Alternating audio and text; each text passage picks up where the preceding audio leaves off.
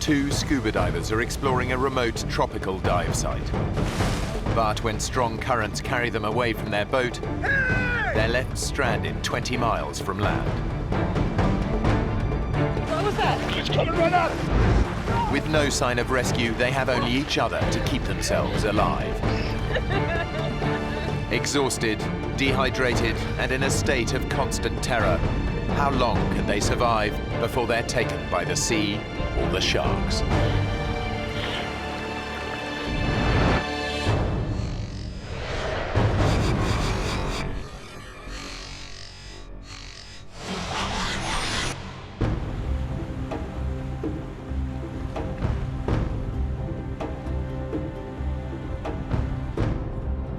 I didn't know what to expect going to the Solomon Islands for the first time.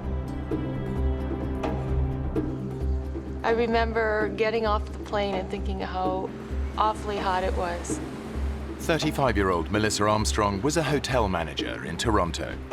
But fed up with metropolitan life, she quit her job and traveled here in search of adventure. I wasn't feeling fulfilled. I was really wanting to make a change in my life. And I thought, okay, this will be an adventure. She's found a job working with marine researcher David Tomlinson, who spent almost 30 years studying the oceans. I began diving in 1963 in the Bahamas. I'm very lucky to be able to study much of our oceans and see things that not a lot of people get a chance to see. Hey, Hi. how you doing? Good. Stephen, Peter, this is Melissa. Hey. So you all set to see Kavachi? Yeah. Yeah? All right, come on aboard. Kavachi is an oceanic volcano which David has been studying for years. After he filmed this eruption, the volcano disappeared beneath the waves. Now he wants to find out what's left under the surface. The four of us went out, and I mean, the weather seemed to be ideal. Everything was supposed to go like clockwork. The dive site is 20 miles offshore. Melissa has never been diving so far from land. I was excited. I felt good about the dive. It wasn't until I went out there that I thought, oh, wow, I'm really out in the middle of nowhere. And then when we got to the dive site, something inside of me changed, and I thought, there's something wrong. What's up? Nothing. Well, I guess maybe I'm just a little nervous. What about? I was a little embarrassed because I wanted to be like the guys, one of the guys, and I said, I'm afraid of sharks. No, you don't have to worry about sharks. They're much more afraid of us than we are of them. I doubt it. I'm serious. They hardly ever bother divers. Now, if you were up on the surface like a surfer, flapping around, then you look like shark bait. But when you're down below, there's nothing to worry about. Can you zip me up? If it was me, I wouldn't be worried about the sharks. I'd be worried about you diving right on top of a volcano. Well, that wasn't something I had ever even contemplated. So now I'm thinking sharks, volcano exploding, sharks and volcano. Don't listen to him. If it wasn't safe, we wouldn't be here. But David knows more than he's letting on. I had heard from the local fishermen that there was a couple big sharks out here, big hammerheads, that have been coming in and bothering some of the local fishermen. But at that stage, she didn't need to know that. David has dived with sharks before and is confident they won't get attacked while underwater. He's more worried about the weather. We're watching the weather very carefully because it's very exposed out there. And I noticed off in the distance a funny-looking cloud. It looked like an eyebrow, but it was nothing that deeply concerned me. David's confident they'll be in and out of the water long before the cloud reaches them. So what's your dive plan, mate? Well, we're gonna drop in around 30 meters, have a look around. The plan is to dive for around half an hour while the boat stays in position above them. The boatman went over exactly where we would be dropped off, exactly when and where we would be picked up. I didn't pay too much attention. I just let them do their thing. But the anxiety just kept growing and growing.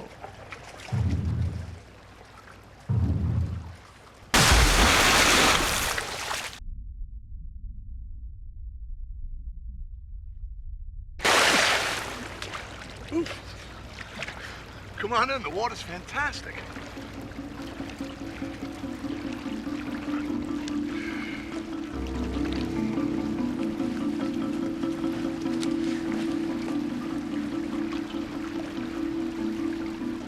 Then I got my gear on. I looked at the boatman and I said, Here I go.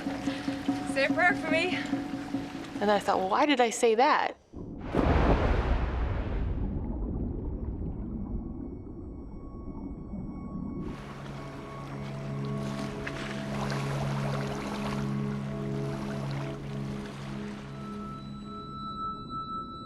The dive was completely different than anything I'd ever experienced.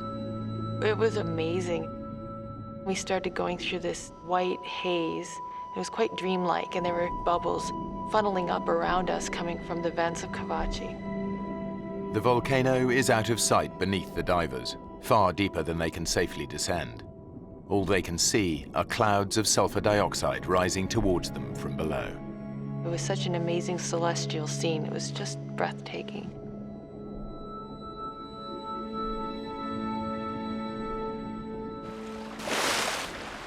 After 30 minutes, the divers surface. That was amazing, wasn't it? It was awesome.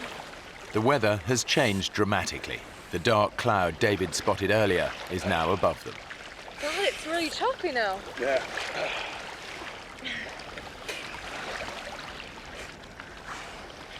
There's the boat, it's miles away. Yeah, the current must be really strong. Hey! Hey, guys! Hey! We're behind you! Hey! I remember thinking, oh, okay, that's no big deal. I was just looking forward to getting in the boat and putting a towel around myself. And then they didn't turn around. They got the engines on. I can't hear us over the engines. Turn them off! Cut the engines! Turn it off! Hey! I said, David, why aren't they turning around? And he couldn't answer that question. You're yelling, you're screaming at the top of your voice. Why isn't he looking? We're here. Can't you see us? The boatmen know the divers must be out of air by now. They expect to see them surface, but the dark sky has made the divers impossible to spot. While the engine is keeping the boat in position, they have no idea that a strong current is pulling the divers further away. Where are they going? They're not going anywhere. It's, They are. no, it's the current. It's pulling us away. Hey! Yes, you feel anger. You feel like, come on, turn around and have a look at us. Why aren't you looking at us? Hey! The current was pushing us away. We could see him. They couldn't see us. Running the engine to hold the boat in position is burning up fuel. If the boatmen don't leave soon, they risk being stranded. One of them makes a desperate attempt to locate the missing divers, but he has no idea just how far away they are now. With the fuel tank almost empty, the boatmen have no other choice but to return to the island to get help. Guys! Go! It happened quite quickly. We watched them disappear, as if the sea swallowed them up. I said, David, this is bad. This is really, really, really bad. David and Melissa are now stranded, alone in the ocean. The nearest land is more than 20 miles away. All they can do is pray for rescue. I still had faith that they would come back, ride over the waves like heroes and pluck us out of the water. But they didn't. We are absolutely alone, miles away from land. I knew we were in trouble. So do you think we could swim for it? No. It's too far. They're gonna be looking for us down current. I think we should just stay put. Huh?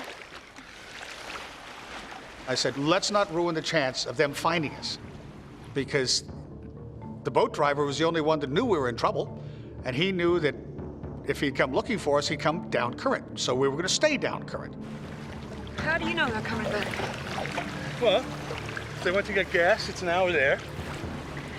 And it's an hour back, so. I think we'll be out of the water by 4 o'clock the latest. Yeah? David had come up with a timetable, so to speak, of when the boatman might return, which was about 4 o'clock. I thought, okay, we might be here a while. But then the uncertainty started seeping in.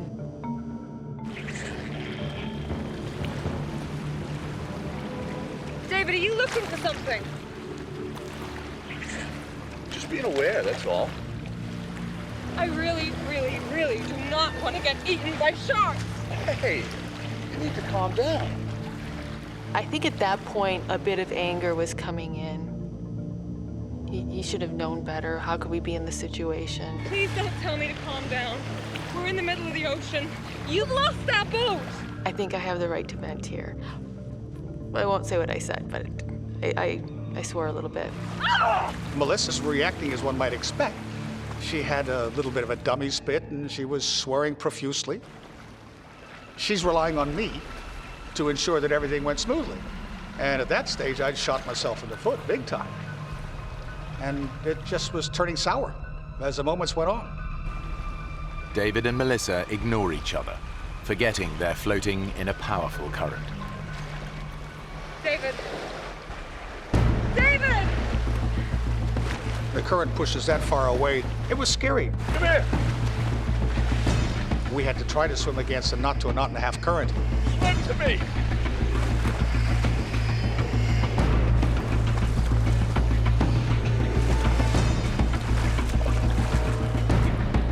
Just a couple seconds of being apart, I thought, oh my gosh, we just can't let that happen.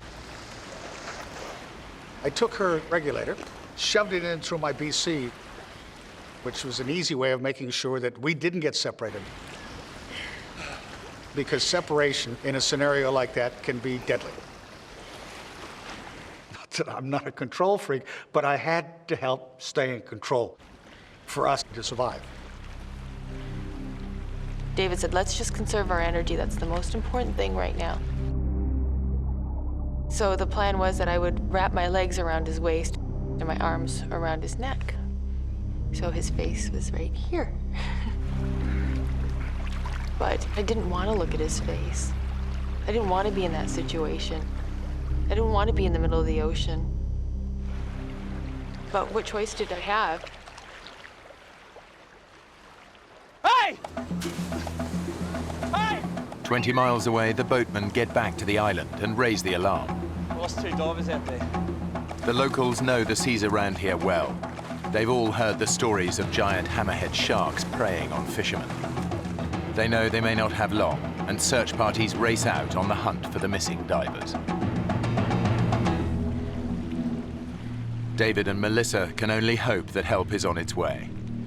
But with each passing hour, they're getting more nervous. In the Solomons, there's a phenomenal amount of sea life there. My biggest fear at that stage, I believe, was sharks. I'd imagine them circling below us. This big mouth coming up and tearing into one of us.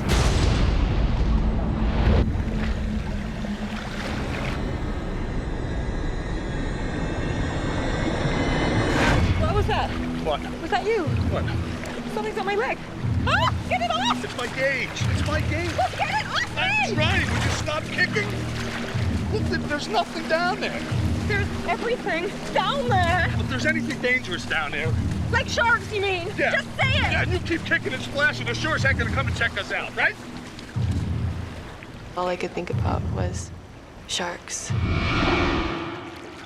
One nibble, one drop of blood in the water, and then we're gone.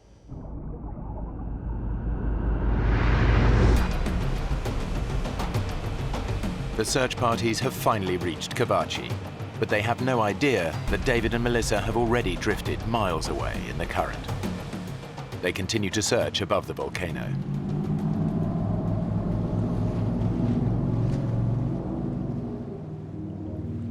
David was convinced they'd be found by 4 o'clock. Now it's almost 5. They're still 20 miles from land, and there's no sign of rescue. It was very clear that David wanted to stay still. He didn't want to move. He wanted to conserve his energy. I remember turning around and just looking all around me and just seeing all this water. And then looking at the land again and thinking, there's no other option. I really think we should try and swim. David looked in my eyes and he knew at that point that there's no arguing. We're gonna start swimming. Okay. Take it nice and easy, okay? No splashing. I'm gonna keep my head underwater and keep looking, okay? Nice and easy. Okay. I remember him saying, let's just get very slowly, peacefully on the surface, just moseying through. There's no reason to bring attention to ourselves, and don't kick too hard because we'll just get exhausted. With 30 years diving experience, David knows that splashing about on the surface creates its own risks. I didn't want to become part of the food chain because having watched the oceans and observed what happens there my whole life, there was a pretty strong likelihood that some sharks would come up and have a good look at us. You're on edge, totally. It was not a good feeling, not at all. While David keeps watch below the surface, Melissa scans above for any sign of danger. You see these pointed gray waves, and then all of a sudden you think you see fins. Look, what? And so your mind plays tricks with you. What? Nothing. Sorry. It was a constant battle to not let my imagination go. But the dangers beneath the waves are not just in Melissa's mind.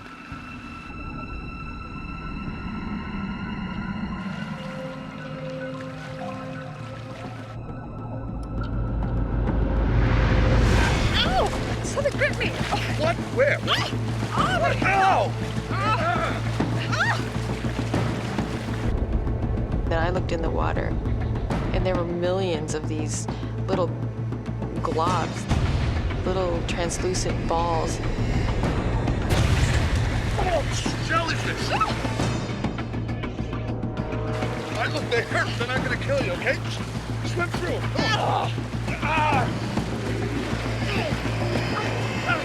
We were swimming through countless amounts of them. We were getting stung all over the place. I remember trying to count the stings. I got up to 64.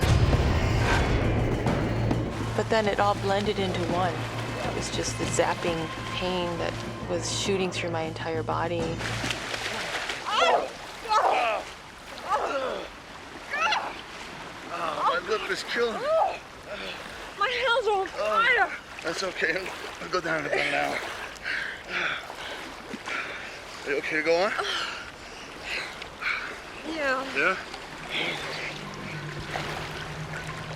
Desperate to escape the jellyfish, the divers splashed around on the surface. They've broken David's golden rule and become a magnet for predators. As I'm looking around, I'm looking straight down, and I see this little dot coming. I felt David, he pulled me to the right, abruptly. David!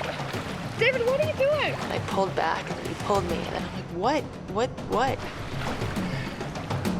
It was coming straight at me from the depths, literally, from what I could see, straight at my face.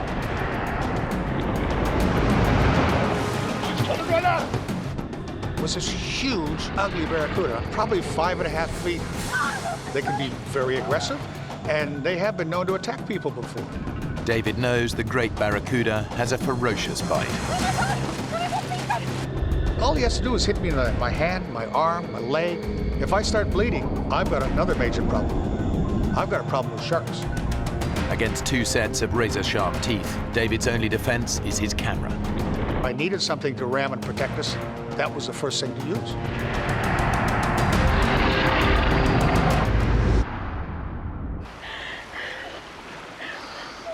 It circled around us, and then it went off. He couldn't believe it didn't do anything else. It's gone. But I kept looking for it because I just didn't want to be caught by surprise by one of those.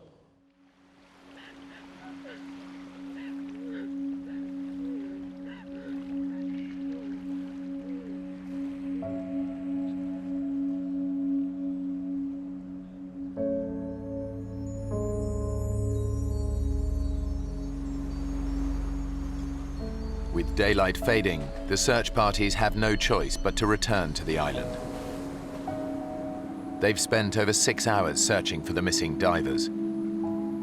They'll start again at first light, but everyone knows that by then, the odds are they'll be looking for dead bodies. As the sun went down, I felt really sad. I didn't understand why they didn't come back for us. I was hurt. How could this be? How could they not come back? Maybe they're back there, look.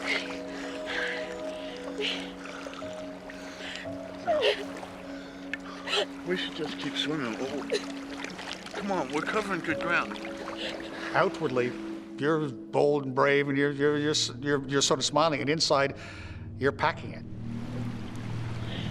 Sun was starting to set, and that was the part I was dreading. With night coming, that was a total different scenario because a lot of animals come up to the surface and feed at nighttime. I found myself thinking we were there to get eaten.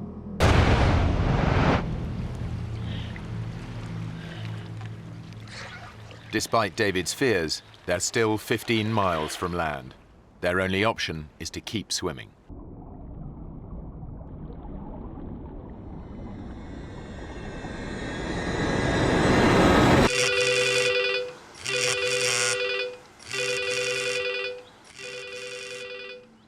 Over 1,000 miles away, David's older brother Owen is at home with his family. It was about 6:30 at night. I just sat down to dinner, and I got a phone call. Owen Tomlinson. And it was David's secretary from Cairns saying, Owen, I've got some bad news for you. David is missing at sea. What happened? And I was informed that he went diving and never came up. We just lost our younger sister with cancer about 4 or 5 months previous.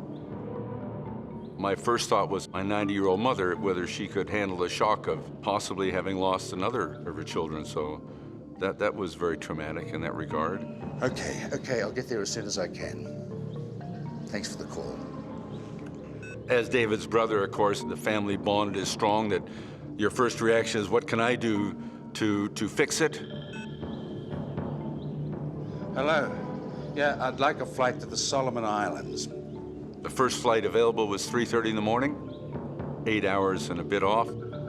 And I felt inept, I guess, as impotent, whatever word is applicable, that I couldn't do anything that time span. Thank you, bye. And David was wherever he was, out at sea somewhere.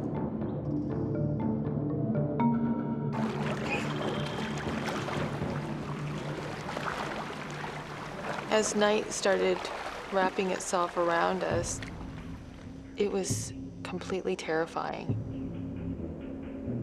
Thinking, oh my God, we're gonna be here at night. We're gonna have to deal with what we just dealt with, only in blackness. What? Stop. What Stop is it? swimming. Look, in the water.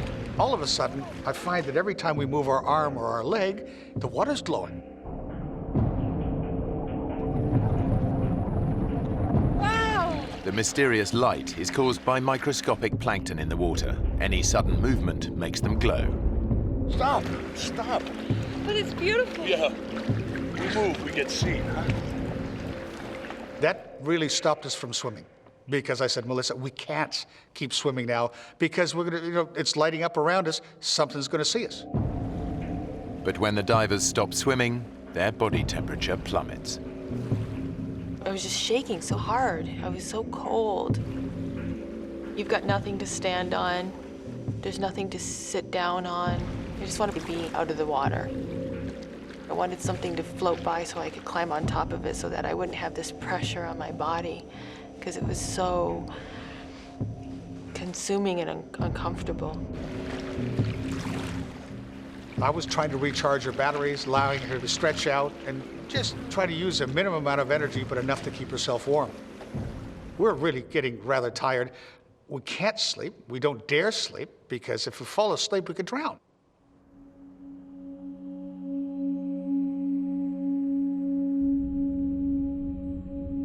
I had taken my mask off. And I remember putting my arm through it. I went to reach for it and it was gone. Oh, God.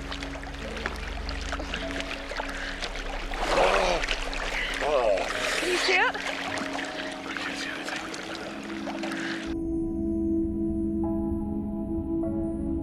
That's horrible, because as far as survival is concerned, that's such an important tool.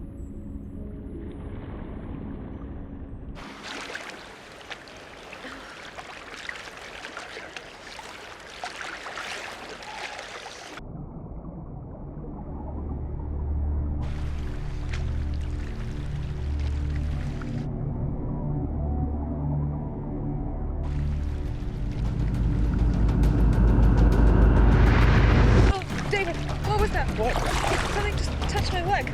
So was that you? Was that your fin, David? Well, that wasn't me. Oh my God! Oh. I feel just a little bump, just like something brush up against me. I said, is it sharks? Is it sharks? Is it sharks? David and Melissa have been adrift in the South Pacific for over 12 hours. Trails of luminous plankton have made them stop swimming. Whatever's causing the flashes now, it's not them. Oh my God! What was that? We were seeing little explosions of light within, 5-10 meters of us. Ah! God! Did you see that?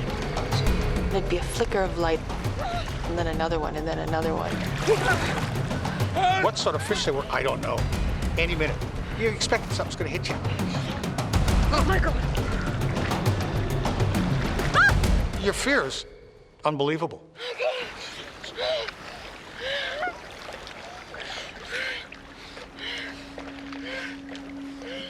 The night was the most stressful time I've ever had in my life.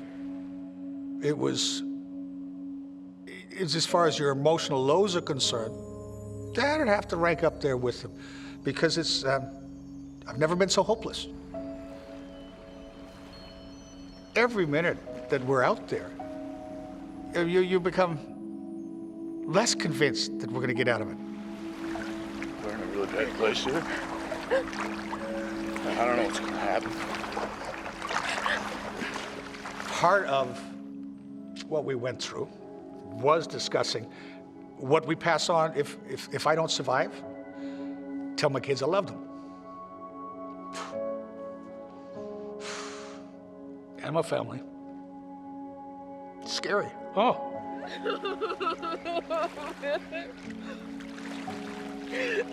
It was really important for me that if he were to survive, I wanted him to tell my mom and dad that they were good parents.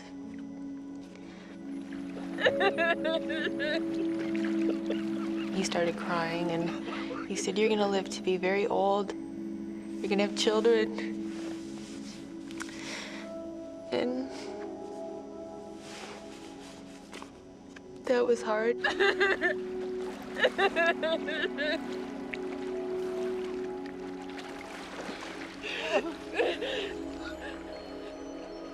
I had fought against the idea of death. And then this transition happened where you're talking about it. You're accepting it.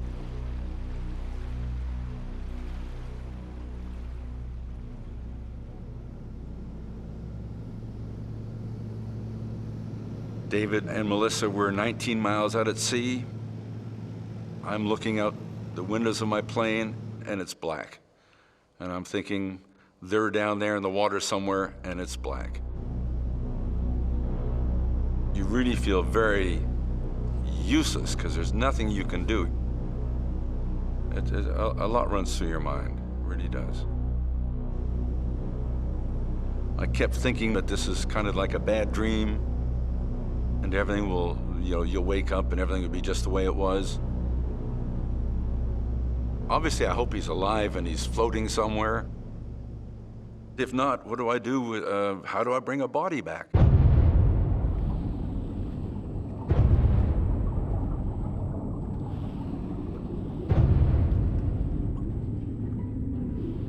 There was one point where I thought maybe David can just hold me under.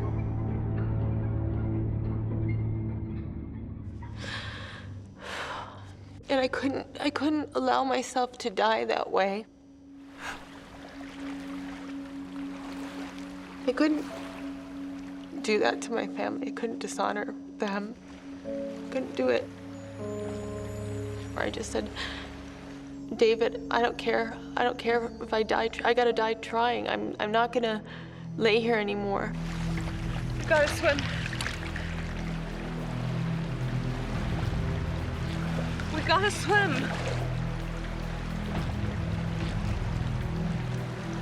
David, please.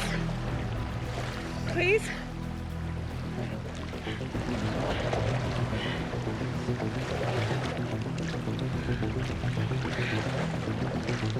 And he said, okay, all right, let's go for it. He said, just go really slow. And so we kicked, and we didn't stop kicking.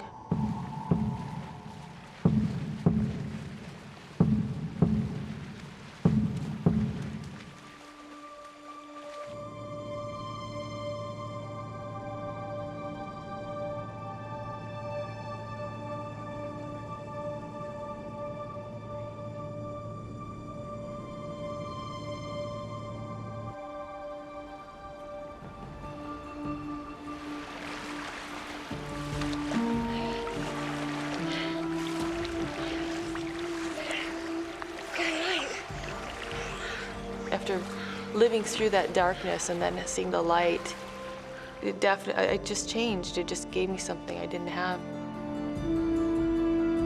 It was glorious just seeing that sun. It was one of the finest sunrises I've ever seen in my life. It's just to watch the light come up was great. And then I could actually see for the first time the land. I could see that it was actually tangible. Oh, get closer. It is closer. My eyes were completely glued to the land. That's all I could think about. Melissa may be feeling more positive, but David is 20 years older than her. While he allowed her to rest during the night, he's been awake since 6 a.m. yesterday. As we went on, I was getting really tired. I've been going for 24 hours at that stage. He started acting very erratically. I remember watching a snorkel slowly sink into the water. And just when it was about an inch from the surface, I would nudge him and he'd pop his head back up. David, you okay? You all right? Seeing him like that scared me a lot. I remember thinking, what if he drowns?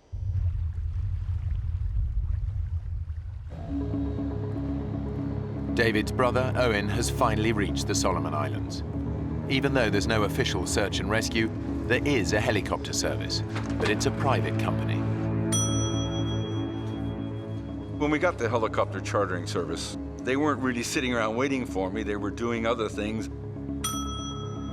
And I'm standing in the counter saying, come on, you know, I want to get this up and going.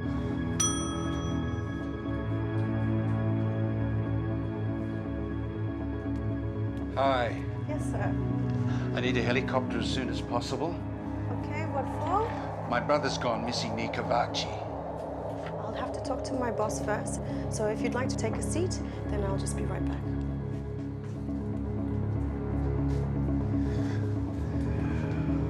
I was hoping they would be out at first light, but it was probably closer to 8 in the morning. It was a bit upsetting because we wanted to find the two of them as quickly as possible.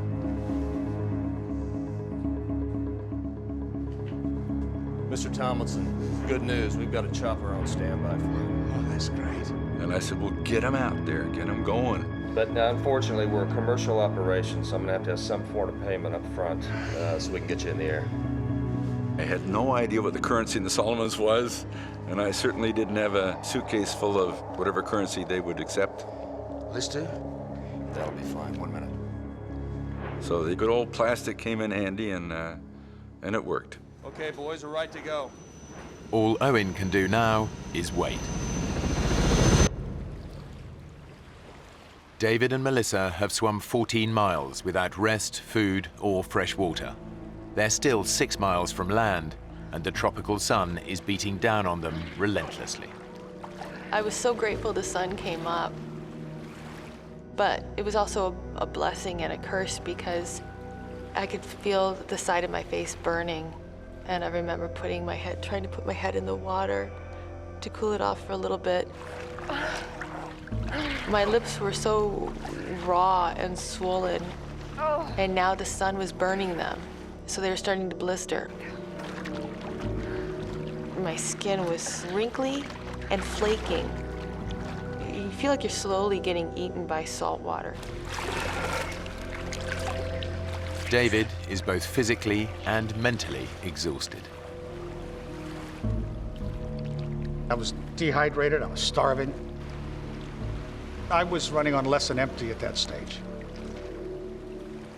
I was starting not to think straight. You all right? David? You okay? You okay to swim on?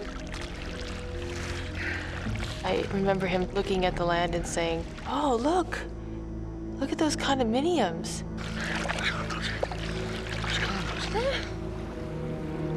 And I said, "There's no condominiums."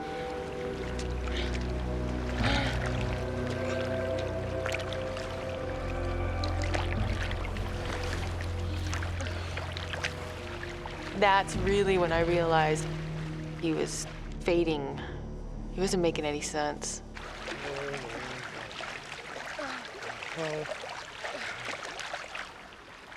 I was getting closer to almost total exhaustion.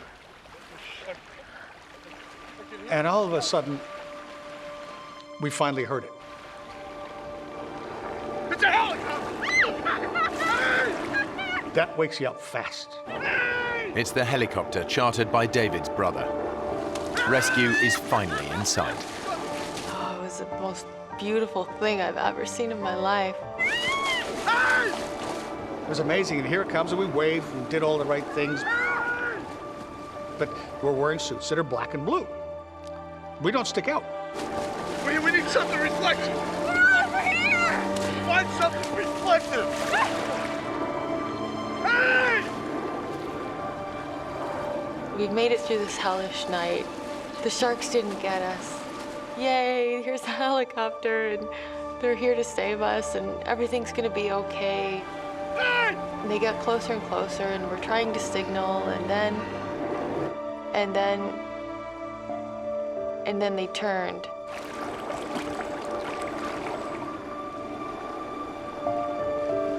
They can't see it.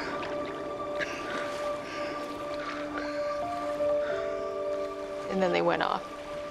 And that was disheartening, to say the least.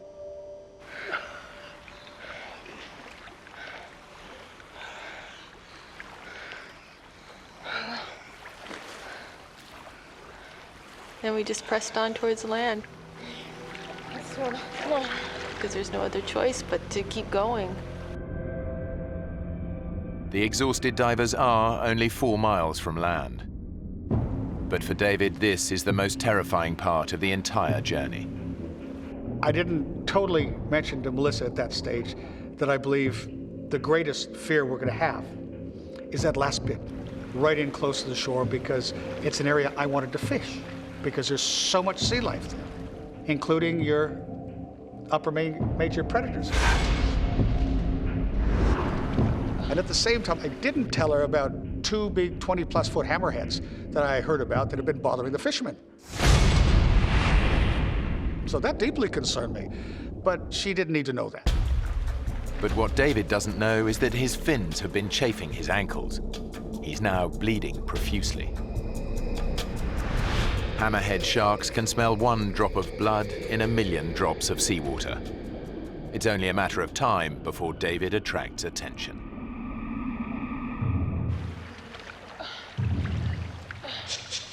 I remember thinking, what's that piece of plastic sticking out of the water? It looks like a sailboat's on its end, or like almost like a kayak sticking straight up out of the water. Well, What's that plastic? Oh, David! David! What? Shark. What? I saw fin. That woke me up. What? I said, did it sort of look like this? And she says, yeah. And what I sketched with my finger was a dorsal fin of a hammerhead shark.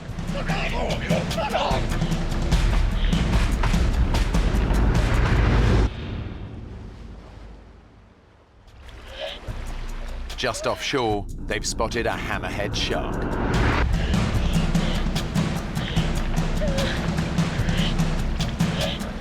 I'd never seen anything like this. It was huge. You're talking a 6+ meter shark. That's a big shark. I figured if it's gonna happen, I want it to happen fast. I hope it doesn't bite my leg. I hope it just sinks its teeth right into my heart. And bang, it's over with. This was my greatest fear. You're just hoping that that shark isn't hungry. With all the bad things that have happened, a little bit of good luck would be nice right now.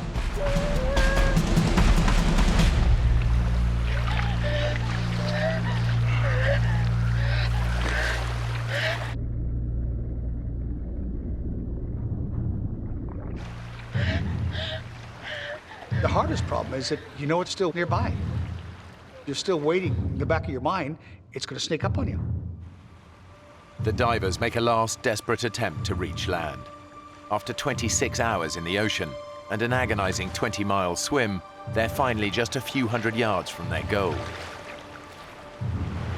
But getting ashore is far more dangerous than they ever imagined.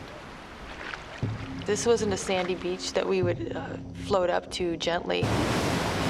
This was an extremely pitted, jagged, horribly craggy shoreline. David, look at the rocks.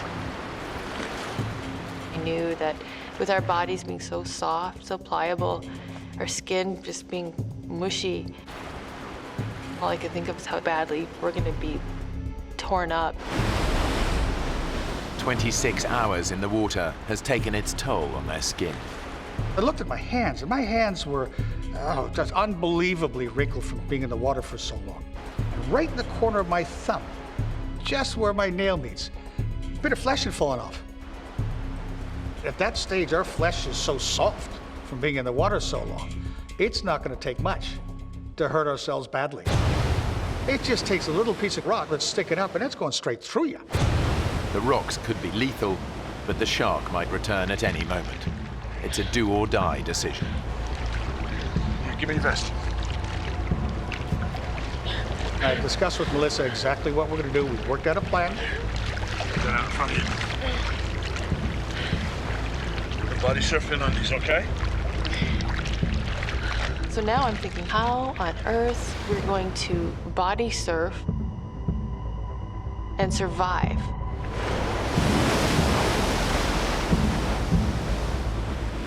But what choice did we have?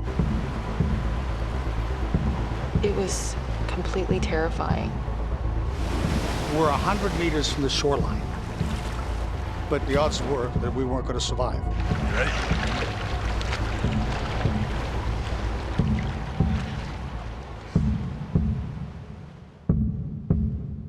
And I just happened to turn left, and I don't know why I turned left and looked. And then I heard him say, "I'll be damned. There's a boat."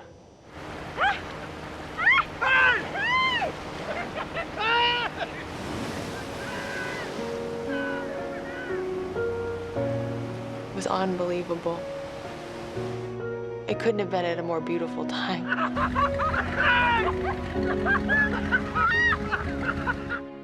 It was an unbelievable feeling. Absolutely unbelievable feeling. Because then it was just like one of the heaviest weights you'd ever have in your life lifted off your shoulder. Next thing I know, the boat's next to us, and they're pulling me out of the water. And I'm like, I was this crazy mad woman. I was crying and laughing.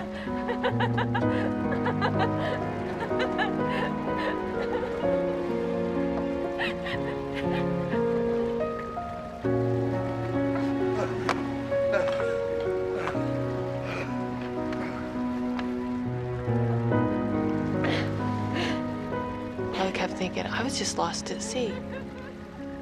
I was just lost at sea for 26 hours. The sharks didn't eat us. We didn't die. I'm alive. David and Melissa swam 20 miles before they were finally rescued and returned to dry land. There was my brother Owen. Greatest sight in the world. I didn't know whether to hug him or belt him over the head. I really didn't. God, David, what have you done now? But he's a bit sunburned, so I didn't want to give him too big a slap. I gave him a hug instead. I'm Owen. I said, you do this again, boy, and you're on your own. I'm not flying halfway around the world to save your ass. I'm sorry, kid. And it was just great to see him. It's ever since then, every morning you wake up, it's wonderful to start a day, standing on dry land. David still lives in the Solomon Islands and dives regularly. But Melissa returned home and hasn't done an open water dive since. The two of them remain good friends.